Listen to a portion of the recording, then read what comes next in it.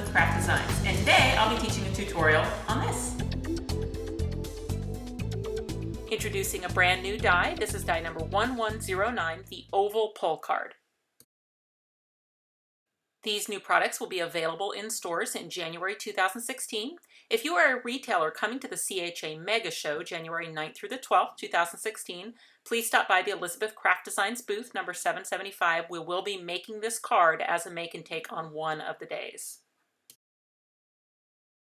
The oval pull card comes with 9 individual dies. You can see them there. And then I'm also going to use one of the new character dies. This is Jinks the monkey, and he is an 8 die set. I'm going to start with a sheet of soft finish cardstock in the 100-pound weight, and I'm going to cut that piece in half. So I'll have a 5.5 inch by 8.5 inch piece for my main card. I'll need a fold in my card to be able to line up my pull card die, so I'm going to flip to the smooth side and score it at 4.5 inches. And then when I flip back over to the soft side, I will have a raised score line. Pull card dies have alignment nubs, and you use those nubs to line up the die right over the fold of any size card anywhere along the fold. If you'd like the oval centered top to bottom, you can put the alignment nub right up at the top of the card when you're working with a 5.5 inch card. Pull card dies also come with an optional interactive feature, and for the oval pull card, it is a slot and slider. The slot die can really go anywhere in the oval area. You want it to be vertical. I measured about 1 inch off of the fold. I'm trying to make sure I leave room for my stamp that I'm going to put on the front of the card. So that's the only reason I did any measuring at all. I measured about 1 inch and put my slot die in there to cut it at the same time. I am a big fan of removable Scotch tape for holding dies in place while I'm die cutting. So now all I need to do is just carefully remove all those tape pieces so that I can get the die off of the card. When I aligned my die, I made sure that the wider panel, the one that was the 4.5 inches wide, was on the right side. And that way when it folds up, I'll have a little bit more real estate on the right-hand side to hold my little monkey that's going to be on the slider. I'm going to find the fold that I put in it, back fold around the oval. That's all there is to it. It's just a simple little flip card. You've got an integrated tuck slot to keep the card closed. Opening it is just a pull. Another new product shipping in January is KB106, the Bananas Embossing Folder. First thing I'll do is determine which side has raised bananas. I can see them there on that side. I want the raised bananas underneath my card, and then just make my typical sandwich. For a Sizzix Big Shot, I'm going to emboss on tab 1, so I'll just make my typical sandwich for an embossing folder and roll that right through my machine. When that comes out, I'll just switch the folder to the other side and repeat the process. My new embossing folders are actually just a little bit larger than my previous ones, so now they will completely cover the front of an A2 card. In fact, even just a little bit larger than that. When I put my cutting pad on for the second half of my embossing, I'm going to stop that cutting pad right on the edge of the folder. What that does is it keeps me from squishing down my previous embossed surface. One thing that's going to make my life very easy is using the Elizabeth Craft Designs double-sided adhesive sheets for a lot of my pieces. And what I'll do is I'll take an 8.5 by 11 inch sheet and just cut a 4-inch strip off of it. That's all I'll need for my project today. So that measures 4 inches by 8.5 inches. So I'm going to use this piece of adhesive on the back of several colors of cardstock, and I've already cut them down to fit just perfectly like a little puzzle onto this piece. My brown piece is the biggest. It's 4 inches tall by 5 inches wide, and I'll get that set right down into the adhesive. Next, a piece of the soft finish cardstock, 3.5 inches wide, 2.25 tall. Then a piece of twig or cream, 2.5 by 1.75, and a small piece of pink, 1 by 1.75. This is such a nice way to keep all those little dies together so that you can die cut them all at one time. That's what I've done here. I've taped all the various dies that I need out of the various colors onto my piece using the removable tape, and then I'll roll that through. Now there are a couple pieces I need to use again, so that's why I wasn't able to cut it all in one shot. I'm going to get the rest of my brown out of there for another set of ovals, and then I also want the rest of the twig or cream cardstock so that I can do the little parts of his ears.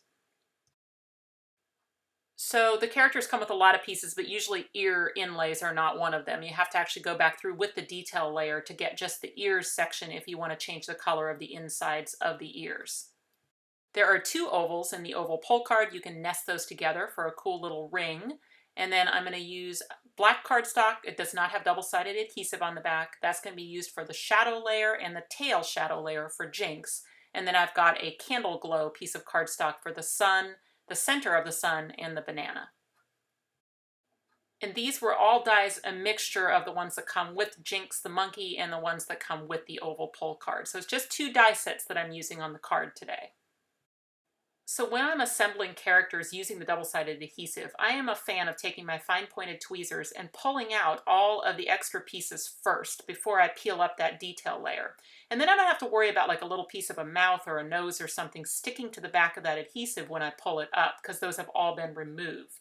Once I get the detail layer up, it's just a matter of centering it over the shadow layer, leaving a little black shadow all the way around and getting it on there. I'll make the tail next, and that is once again a shadow layer that's been cut from black and then a detail layer that's been cut from brown. And I'll just get the detail layer over the shadow layer, leaving that little shadow of black all the way around. I'll speed up the video now to finish out this monkey. I've got the little cream colored pieces. I do like to pull out the little nostrils and the mouth first before I put the face piece on. It'll line up just perfectly. He's got eyeballs, and of course those eyes can be spun around into different positions to change his expression. I'm going to have him looking straight forward today. Then I've also got the little inlay pieces for his ears. So Jinx' tail is on a separate piece so that you can change the location of that depending on what kind of card you're making, and where he's going to be positioned on the card might make a difference in where you put the tail. And of course he can be hanging from his tail as well. I'm going to use mustard seed distress ink and a blending tool to add some inking to the edge of my sun. I'd also like to put a little bit on that banana die that comes with Jinx the monkey. And then for my card itself, I'm going to put more pressure on the blending tool on the outside edges of the card so that those areas are a little bit darker. I'll use a little bit less pressure over the rest of the card.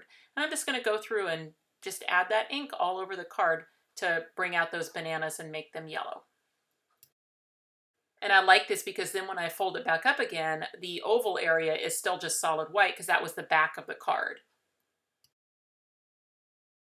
If you are using paper or lighter cardstock, you could have added the decorator oval before you die cut the slot and then just got die cut through both layers, but not with 100-pound cardstock. So I've got my decorator oval cut out of the white soft finish cardstock. I'm going to place that face down inside the card.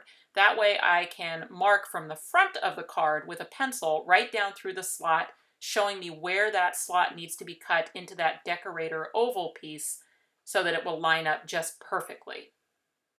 So now I'll be able to see that pencil mark through my slot die to die cut that slot into that decorator oval.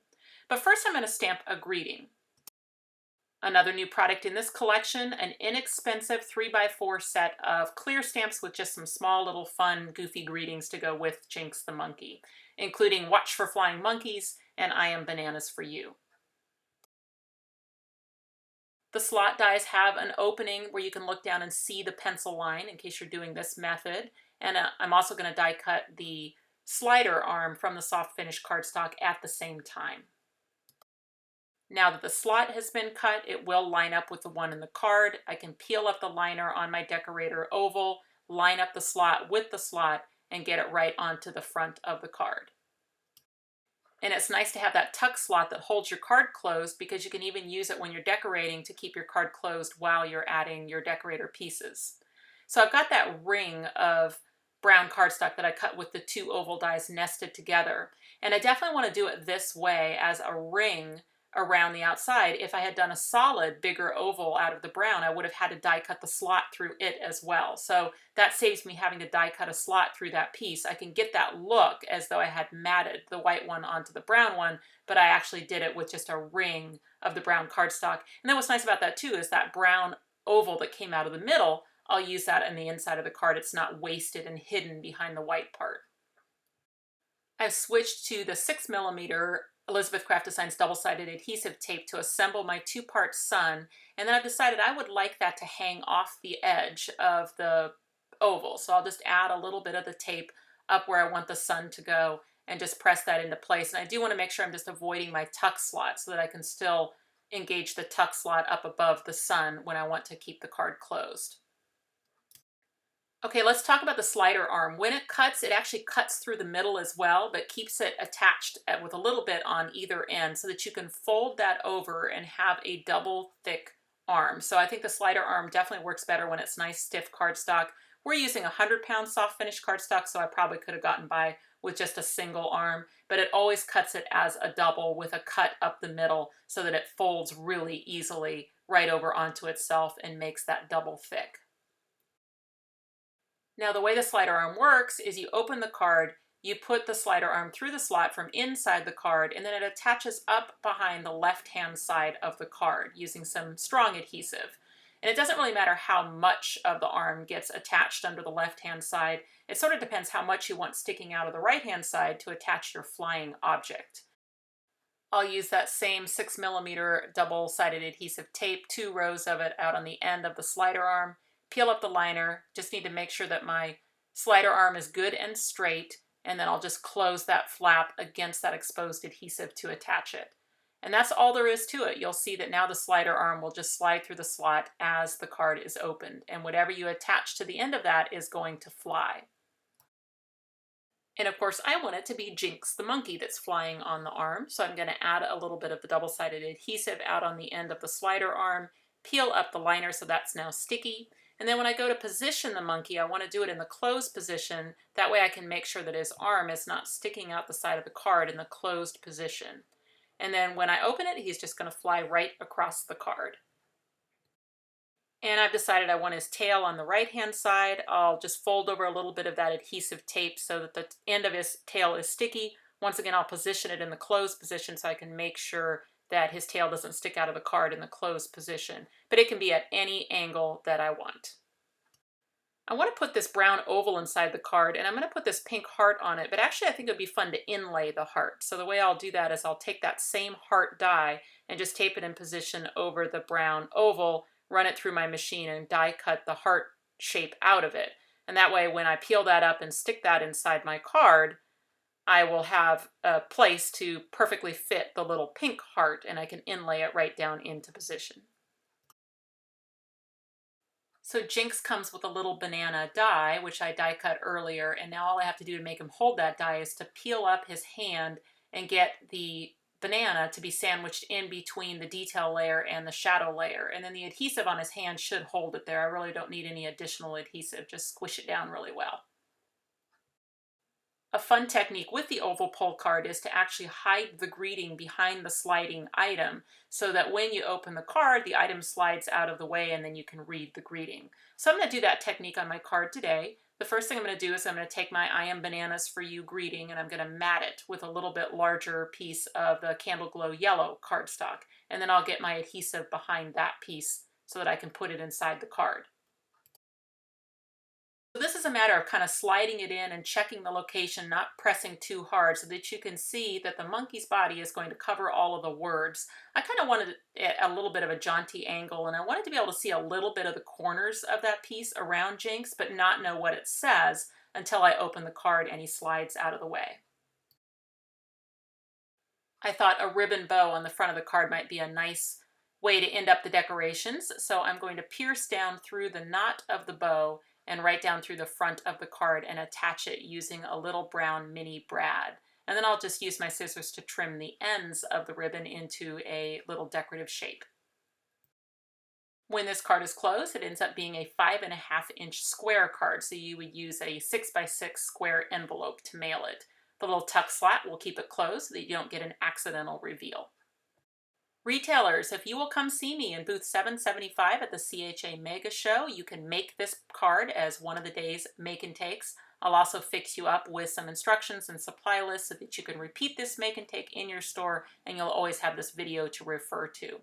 New dies and stamps and embossing folders will be available in stores January 2016. Thanks for watching.